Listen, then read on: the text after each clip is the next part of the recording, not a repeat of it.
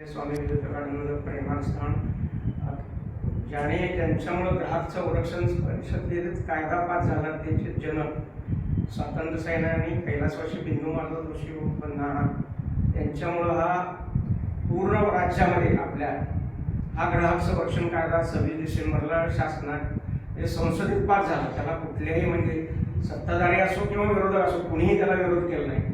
परंतु याच्यापूर्वी ग्राहक संरक्षण कायद्याने कुठल्याही ग्राहकाला बंधन नव्हतं. ग्राहक संरक्षण कायदा हा ग्राहकासाठी केवळ राबवला जातो. याचं न्यायालय आहे, त्याला कुठलीही फी नाही. न्याय तर ग्राहक म्हणल्यानंतर जिथं पैसे देऊन व्यवहार केला जातो त्या ठिकाणी ग्राहक संरक्षण कायदा हा लागू आहे.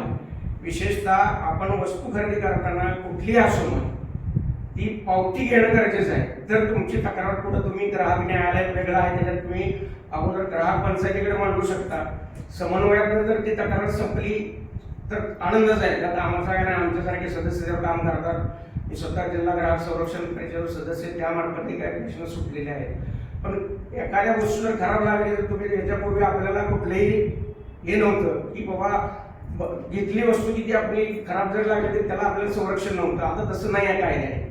तुमचा तो हक्क आहे जाणून घ्यायचा. मग त्याची प्रायमरी किंमत जाणून घ्यायचा, काय त्याच्या योग्यतेबाबत त्याच्या कपॅसिटी जे काय जे आहे ते तुम्हाला कायद्याने हक्क दिले ते तुम्ही त्याच्याकडनं दुकानदाराकडनं पूर्णपणे जाणून घ्यायचा तुम्हाला अधिकार आहे या कायद्याने.